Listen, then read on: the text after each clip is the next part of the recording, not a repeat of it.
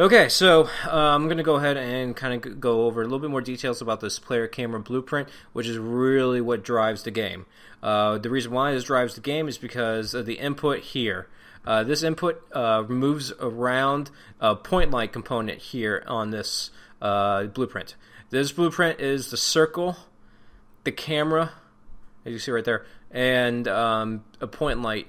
You guys can see it right there, but you won't be able to see the light. Basically what it is point light moves around the circle, letting you know where you can place the push or the pull fan. So in order to get that information, we are only using the gamepad, so we have the left stick and right stick, which gets an input between -1 and 1. That's not enough information to really alone put a place around the circle. So what I do is I make sure it's not 0. If it is 0, I put the point light back into the center and I turn off the visibility so it's not always in the center there. If I then check to see if one of them is 0 or not, because if one of them is 0, then we know exactly where to put it. With the circle radius here, I know that is 700 meters away. It just, the way I created the circle was I created one that's 700 meters and then cut out the middle of it. So I know that is 700 for the radius. So if one is 0, then we know that the other one is either a positive or a negative, and it's going to be 700 meters away on that axis. If not, then it moves up onto here where I check to see if one is greater than or less than. Basically, I'm trying to get what quadrant on the XY 2D graph it is. And then I use my good old trigonometry stuff to find out the information I need to go where coordinates. So sin, cosine, all that funness here.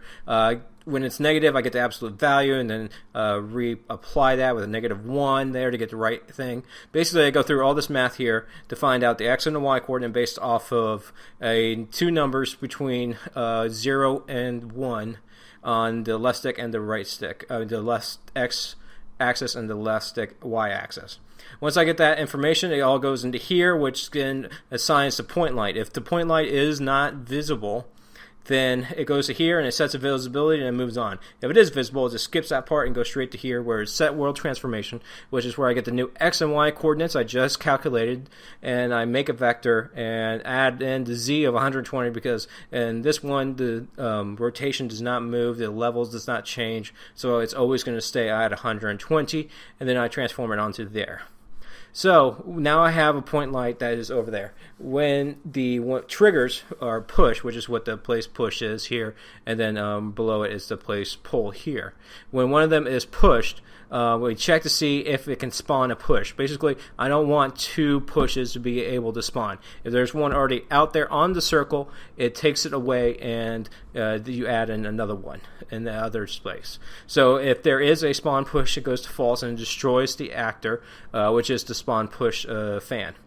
And then it goes to set it, so it continues on, and then it goes to, all right, if it's 0 or if both of them are 0 with the or statement here, then it comes back as false, so it just stops right there. If it's true that neither one of them is 0, then it moves on and spawns the push point. Where it spawns is where the x and y is, basically where the point light's going to be. What we do is, in order for it to always maintain that look towards the center point, we get the world location and then get a find look at rotation here, where you get the vector and the end vector, and then it gives you that rotation. When we transform it, we can add that rotation in while we spawn it, and then I set it back so it can be destroyed the next time somebody spawns it. So that is basically how you do the push and the pull around the circle.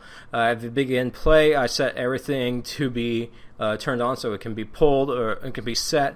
The last thing is the pause menu over here. Basically all this does right here is just say if something is pressed, it toggles the menu, which is in the blueprint interface, so it can talk between all the different blueprints. It gets the player controller of the player index 0, which is the first player, gets the HUD and sends off to the HUD, enables the input so you can use the mouse to click on stuff, and then it sets the game.